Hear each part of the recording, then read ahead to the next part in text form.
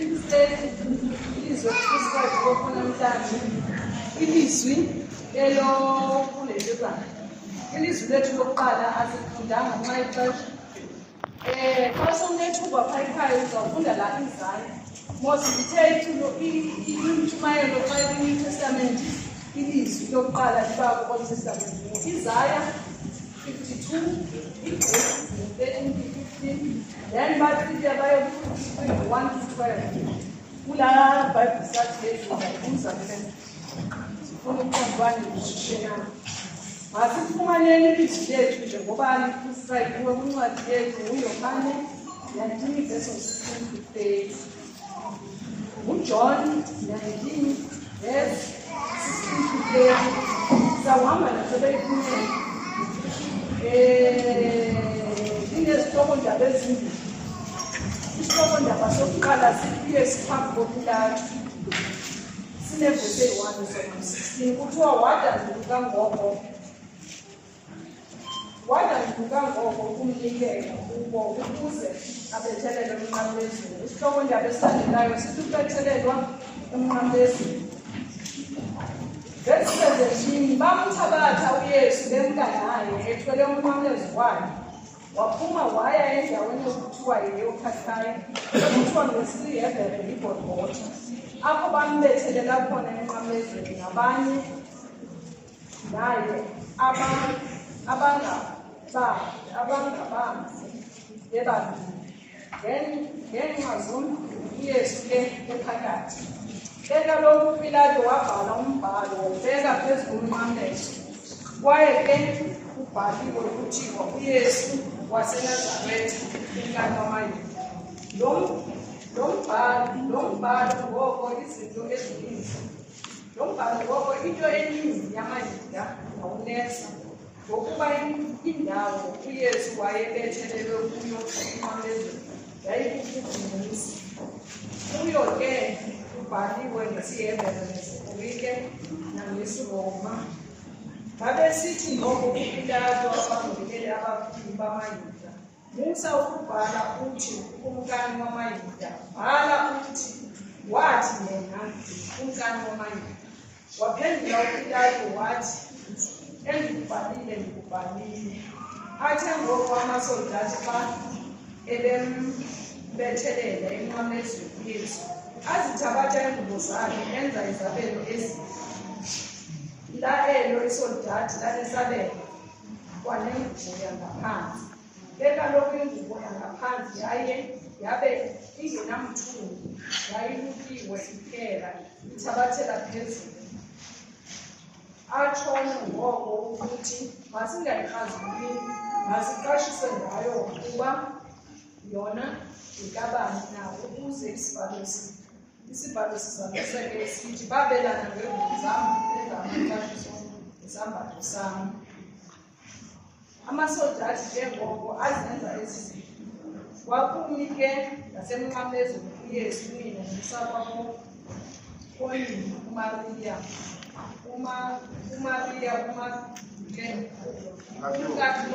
umkaKliyopha noMariya waseMagdala. uYesu ngoko akumbona unina naye umfundi bemhlanda emikhona. Uthi kuye unina, mfazi, nanko unyana wam. Anduke athi kumlowo, nanko unyoka. Wathi kwelo lixa umfundi lowo wamthabatha wamsa ikhaya lakhe. Emveni koko uYesu esazi ukuba zonke izinto sezifezekile ukuze sifezekiswe isibhalo, wathi zivunyiwe. Bekumi ke isitya esizele iviniga. Bazalisa ke bona imfuma bayibeka phezu kwehisopu bayisa emlonyeni wakhe. Xa ngoko uYesu wabeyamkela iviniga, wathi kugqityiwe, wathoba intloko yakhe wamnikela umoya wakhe. Isifundo sethu siphela apho sivela kwivesi ka-31 zethu. Tatemvangeli mama wakwakhe kube ngutata, kube ngumama, kube yifazana, kube yisandesi, kube ngabantu abatsha. Ndiyakuthi sandile Nkosi Bhutani. besisekusile besizathu bayadololoza qha ke ngoku uzawufuneka sikwenzile umthetho wasekhaya ngoba uprescribe ukuba ishunyayelwe. But xa ujonga yonke into ezawuthethwa apha izawuthethwa ngabashushu. Apha yincwadi le ibhalwa uYohane simaziwa zii-synoptic gospel ezintathu zizibuze kwabashumayelwa nizaziwa ukuthi uthini. Apha uYohane ukuba wayezalwa ngubani, uYohane wayetshatile, uYohane wayetheni, uzambuza naye ukuba umshumayeli uzakuphathela i-background kaYohane. uYohane into endiyaziyo uyi-eyewitness, wayekhona wayehamba noYesu. Apha uzalisekisa umthetho, uThixo wamkhupha umntana wakhe uYesu emkhuphengazi ukuthi uyofa emhlabeni, wayefuna ukwenza i-sacrifice ngaye, ekhathele i-sacrifice kuhlinzwa iinkomo kumane kuqhunyiswa wathi udiliwe ivumba.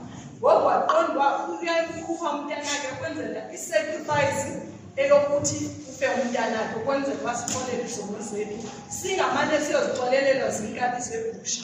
Umane wona uqondwa ngokuninkabi egusha uzayithathise iphinde kuyoxolelwa, kumane kuxolelwa nangemali. Apha sifumana ukuthi phayana wakuhleli kulisiko lamayuda ubethelela umuntu owonile, babengayiqali ngoYesu. Qha ekaYesu indaba yayikuthi yena into akazoyenza izothini, uzovuka ukwenzela uba nathi sazi ukuthi yini indaba sasindiswa kuba uYesu evukile. Uba wayengavukanga uYesu abazange sisindiswe. Kwakungeyo nto entsha ubethelela umuntu kwelalizwe, ngoba apho uYesu ngexesha emkhululela kuye uko esithi yenzani mbani yombethelela emnqamphezulu, bamnika isiphambano, bamnika le ndawo yokuzontala, zange bamnikele kwe-vertical, bamphathela yena, bamsa apho bezambethelela khona. Bafika naye apho bezambethelela khona, bembethile, bamtyabula, bamenza yonke into, bemenza into yokuhlekisa, bemtsicela, benza yonke into ongayicingi ekhohlakele babeyenza kuYesu. Phathi bayenze emntwini ongenatyala, naye wavuma ngemvume yakhe wayenza into babesithi makayenze, ngoba wayesazi ukuthi uzofezekisa umthetho. Ngoba siyabona phaa kuYohane kuthiwa wayekhona engulizwi, enonkulunkulu, engunkulunkulu, ubehlele khona ubeyazi ukuthi kwenzekani. Qha uThixo waqondwa udiniwe, ngoba udiniwe ligazi lebhokhwe nelentoni, ngoba ndiyambona izama le nto yokunikela ngomntu phaa kwincwadi kaGenesisi, ethatha uAbraham ethi makathathe unyana wakhe phela komzekeleyo ayonikela ngaye. Uyamthatha indoda kaThixo ngoba inokholo, ihamba naye. Uyafika entabeni uthi ndiyabona ulike, ndiyazibona inkuni, iphi imvana, ngoba uthi inkosi ezibonelayo yindoda apha enokholo. uThixo wayesebebona ukuthi xa sowone kakhulu kufuneka unikele umntu wakwakho, wayibona ukuthi no, ayizulunga. That is why esinike unyana wakhe ekuphela komzeleyo. Into ndiyithandayo ukuthi wapha kwaYuda ukuthi ubethelelwa kule ntaba yokhakhayi, kube kubhaliwe apha entla kwakho zonke izono zakho zilistiwe, ukuba wonke umntu azi ukuthi ujinga apha ngenxa yami, ungazukathi wena wenzelela ukuthi ijinga kuloo mthi. Apha ndibona apha uYesu ubhalile, uYesu waseNazaretha, ukumkani wamaYuda. Akukho sono, akho sono esibhaliwe. Kutheni ejinga kule ndawo, wenze ntoni? Aba beke bethelelwa nabo bebonile. Uyaqala uvula umlomo wakhe esemnqamlezweni, uthe bawubatholele babayazi into abayenzayo. Ayesitsho njalo aba beke bethelelwe nayo bambone wiki, ngoba akuthi uyobethelelwa noYesu ungahamba uqondwa mani ayihleli nendoda ingazuvuma wasikhwele emthini. Babenethemba ukuthi uYesu akazuvuma ukukhwela kulaa mthi, nabo bazawusinda. Kuthiwa bavele baba nomsindo kakhulu apho bonile, ngoba bebona uba le ndoda ayinanto engathi izawusindisa, kuthiwa sizawufa nani apha. Bababukhali baba yinto yonke. Uthe omnye sebezibonile wabenzile, bathetha yonke into ngoYesu, waqondwa okay, ekugqibeleni thina silapha ngoba sonile. Le ndoda yonanga wathi uYesu ucela amkhumbule xa efike kukanimba kaBaba. Uyabona ke ngoku ifumana ntoni? Ifumana umuntu ozaziyo ukuthi ndonile, uyarepenta, uyaguquka, uyasuka ukuthi ucela amkhumbule xa ifika ebukumkanini bakabawo. Uthi uYesu ngulo bekethetha lo muntu ethetha yonke into ngaye embona engabasindisi kule nto. Uthi uYesu xa ephenduke vula umlomo wakhe kwesibili. Uthi kwanamhlanje sayiva phakasha umayeni. Yangoku futhi kwanamhlanje utsho kulo muntu ngenxa yani esiphambanini umzuse kumono oyi-1. Uyabona ke ngoku xa befika ngaphaya oyena ozafika esonesono ngulo ongakangaguquke lo uye waguquka uzuzekile.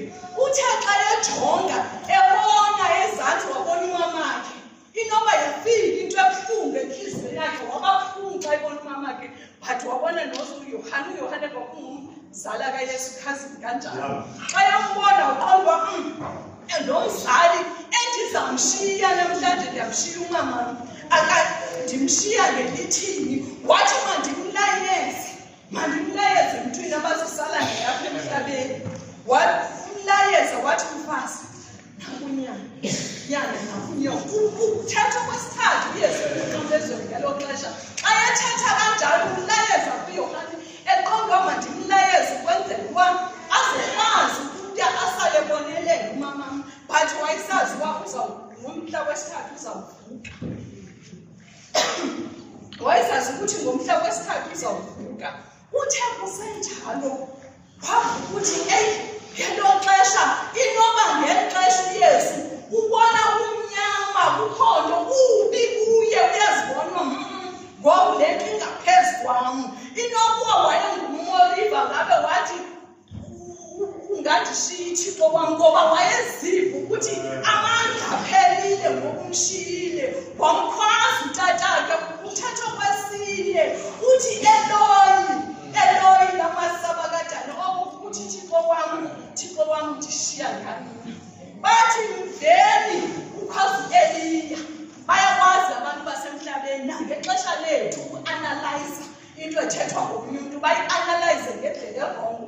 Bayam-analyzela bathi mveni ukhwaza Eliya.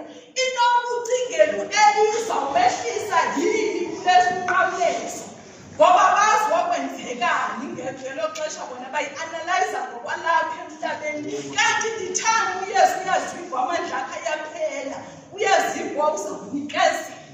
Athi xa sekeziva amandla akhe azaphela, xa waphela amandla uzaqala thina nqambi, ngoba amandla akhe aphelile. Wakwaza wathi ndinqabile. Iva umuntu osemhlabeni akampha amanzi, bathi makasele intoni. Uyaqonda unxaniwe bampha iwewesi. Bafumene into yokudlala ngelo xesha, bafumene into yokudlala. Uthe xa ethetha okwesithandathu ngoba sokumnyama ujikile kwamnyama kwangathi kusebusuku, wathi ugqityiwe. Wabebona ukuthi the-time ethi kugqityiwe ube sazi into ebekeyizele emhlabeni, imishini ebekeyizele emhlabeni ukuthi azofela ntoni izono zethu. Ngoba uyamnikezela ukuthi kugqityiwe, uyigqibile imishini ebekeyizele emhlabeni. Yonke into ebekeyithunywe ngubaba uyenzile, akho nto engayenzanga. Uyenzile yonke into ebeyithunyelwe. Okugqibela ke ukuthi ndimnikele ezandleni zakho umoya wam. Wathobisa intloko wasweleka. Into endimfumeneyo ke ngoYesu, uthobise intloko wawunikezela umoya wakhe. Babe besithaba ngomso kumelwa beyicawe, akumelanga kube khona umuntu osemnqamlezweni, kumelwa babe besebehlisiwe. uYesu wabe sebethulile. Aba bekihleli nabo abakange bathule, baye bacandwa benziwa zonke izinto. Kodwa uYesu akangenziwe nto, akangahlathwa, akangathula, wagqitshezelwa, akangathini, uzinikelele umphefumulo wakhe. Ubesaziwa imishini ebekeyizele apha yintoni? Isalvation yethu. That is why nathi namhlanje we have salvation. Sinayo into esenza ukuthi sazi ukuthi siyakholwa, siyazi ukuthi ibhali nomgqibelelo wempilo zethu yafa, yaxhonywa, uyongena engcwabeni, yenze yonke into ngokumelwayo. Izitheko bezenziwa ngumuntu, but into ayenzile edifferent ukuthi yena wavuka. That is why sikholwa. Inkosi ehlala ezulwini isikelela ukufunda nokushumayela kwamazwi ayo ngaphakathi. Amen. Asifumane ivesi ka-7.